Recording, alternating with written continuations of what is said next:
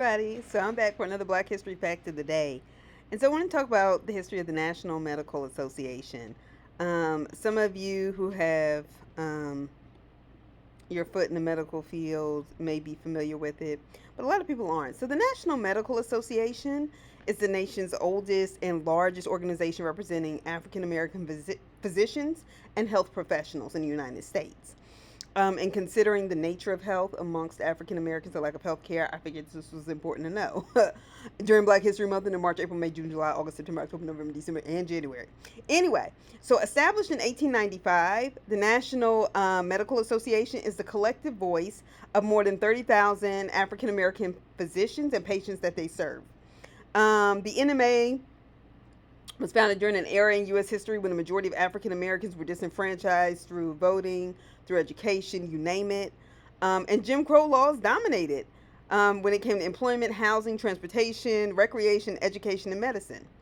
So the American Medical Association, the AMA, was restricted to whites only. So the AMA determined the reason why that's important. They determined the medical policy for the United States, and they played an influential role in broadening the expertise of physicians.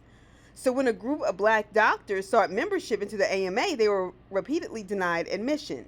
Now, some wise ass is probably going to sit here and say, well, why would they do that? Why weren't they just happy with their own association? Well, that's why they established their own. But the point was, when you have that many doctors, shortly after emancipation, you need access to those documents where people have done research so you can figure out what the hell to do to help your community. That's the problem with it, just, oh, well, just stick with your crew. You shouldn't be ashamed of your blackness. No, you shouldn't be ashamed of your blackness, but you do deserve to have access to this information to help people.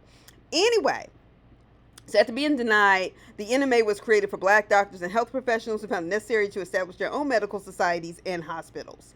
And it's through this that a lot of African Americans become prominent and that the AMA eventually wants their membership. But this is how they got away with the Tuskegee syphilis experiment, right? The American Medical Association didn't have black voices in there that could blow the whistle.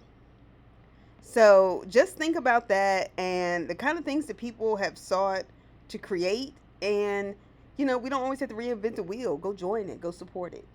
All right. See you soon. Bye.